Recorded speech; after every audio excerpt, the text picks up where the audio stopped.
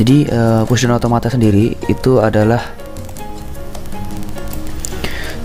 sebuah cara untuk mengimplementasikan CFG dengan cara yang mirip dengan cara mendesain finite automata untuk bahasa reguler, tetapi yang membedakan adalah di push down automata ini itu lebih powerful dibandingkan FSM atau finite state machine.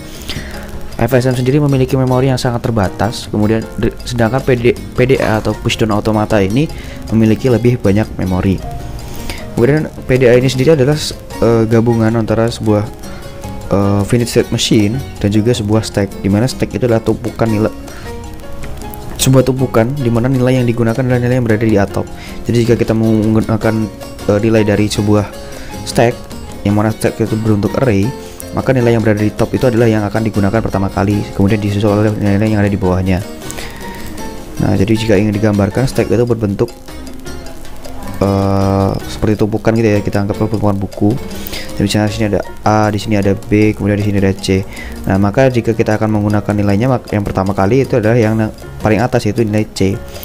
Nah, di stack itu sendiri ada dua operasi, yaitu pop dan juga push. Nah, pop itu berarti kita mengeluarkan nilai paling di atas, kemudian menggunakan nilai tersebut. Jadi setelah kita pop ini, jika kita pop dia akan menjadi A dan B. C-nya sudah kita keluarkan. Jadi C-nya ini dikeluarkan, jadi terpisah seperti ini. Nah, A dan B-nya tetap. Sedangkan kalau misalnya kita push itu artinya menambahkan nilai ke dalam stack. Jadi jika misalnya ada stack tadi AB gitu ya, di sini ada A, di sini ada B. Nah, misalnya kita mau push D, berarti D-nya kita masukkan sehingga menjadi A, B, dan D. Jadi sehingga sekarang yang di top itu adalah D. Jadi ini yang paling atas adalah top. Top itu yang akan digunakan pertama kali. Nah, kemudian komponen-komponen pada PDA. Jadi PDA itu memiliki 3 komponen utama. Yang pertama adalah input tape, ya. Kemudian ada finite control unit, kemudian ada stack yang mana tadi kita sudah bahas, yang kan ukuran yang tidak terbatas.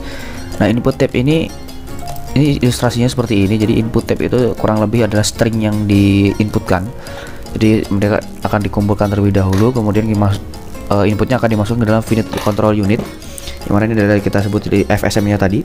Kemudian ini akan dioperasikan dengan stack menggunakan operasi push or pop dan lain sebagainya. Kemudian setelah itu baru diputuskan apakah diterima atau ditolak, seperti itu. Kemudian ada definisi formal pada PDA.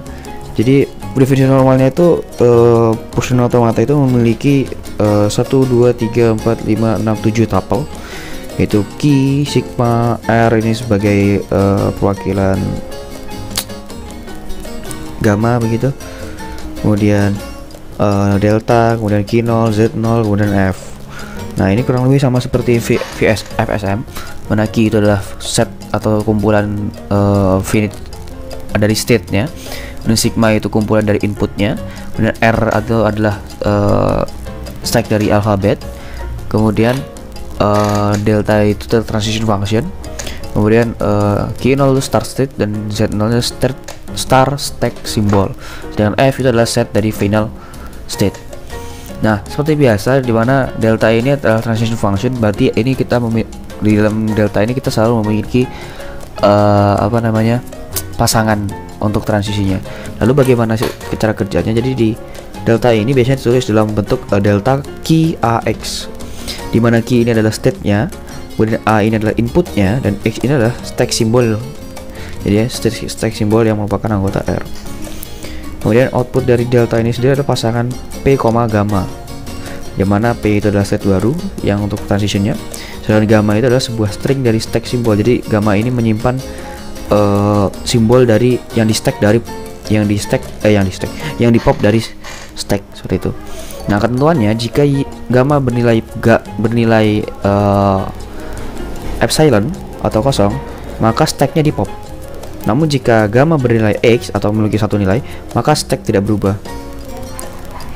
Namun jika gamma bernilai YZ, maka X digantikan oleh Z dan Y dipush ke dalam stack. Gitu. Nah, mungkin langsung kita akan masuk ke notasi grafisnya. Ini termasuk contoh juga sebenarnya. Jadi kita akan membuat PDA atau push automata yang menerima L sama dengan 0 pangkat n, 1 pangkat n, dimana n lebih dari sama dengan 0.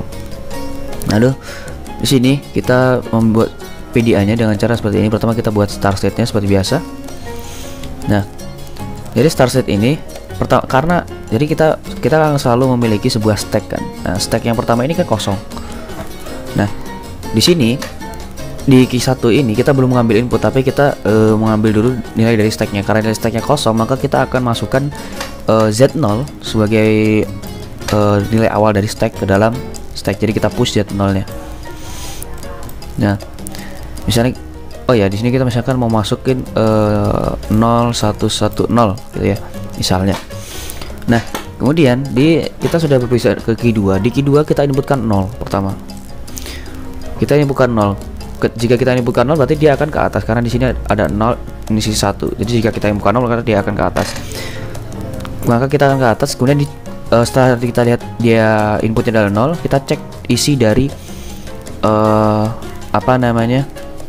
stacknya. Jika stacknya bernilai stack topnya itu adalah epsilon, maka kita pushkan nilai 0. Nah, di sini maka kita pushkan nilai 0.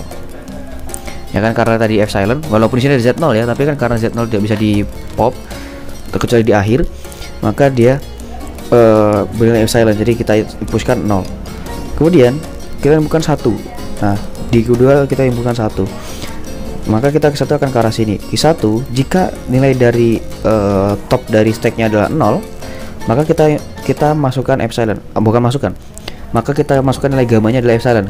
Nah, kita lihat ke sebelumnya, jika nilai gamanya epsilon maka stack di pop.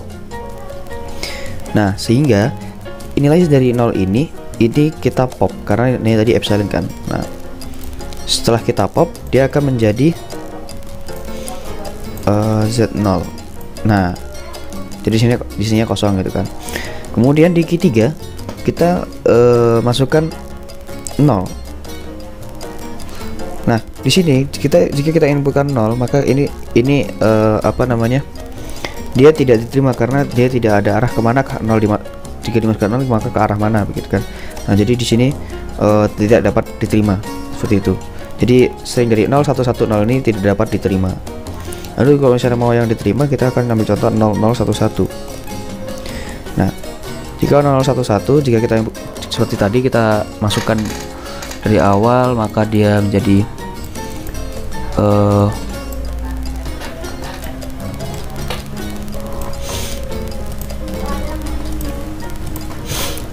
epsilon, kita masukkan Z0 seperti biasa. Kemudian input pertama adalah 0. Di Q2 kita masukkan 0, berarti kita pushkan 0. Kemudian Q2 kita masukkan 0 lagi, berarti kita masukkan 0 lagi, kita push 0 lagi. Kemudian 1. Nah, berarti jika sudah 1, kita akan pindah dari sini ke sini. Nah, di sini 0, di sini 0. Kita inputkan 1, berarti kita akan cek nilai stacknya. Jika top stacknya adalah 0, maka kita pop nilainya. Karena sudah di pop, berarti nilainya hanya menjadi Z0 dan juga 0. Kemudian kita sudah sampai di Q3. Jika di Q3 kita inputkan 1, maka dia akan di pop lagi, sehingga hanya tersisa Z0 saja karena 0 tadi sudah di pop gitu ya. Nah, terakhir, karena sudah tidak ada input, maka inputnya adalah epsilon. Kita cek stacknya, apakah stacknya paling bawahnya ada Z0. Karena bawahnya adalah Z0, maka dia gamanya adalah epsilon, yaitu kita pop juga. Jadi hasil akhirnya adalah stack kosong. Nah, karena stacknya kosong berarti string ini diterima. Jadi suatu string itu diterima atau tidak jika ketika dapat mencapai finish state dan juga stacknya itu bernilai kosong, seperti itu ya. Demikian yang dapat saya sampaikan, kurang lebihnya saya mohon maaf, semoga dapat dipahami. Saya akhiri, wassalamualaikum warahmatullahi wabarakatuh.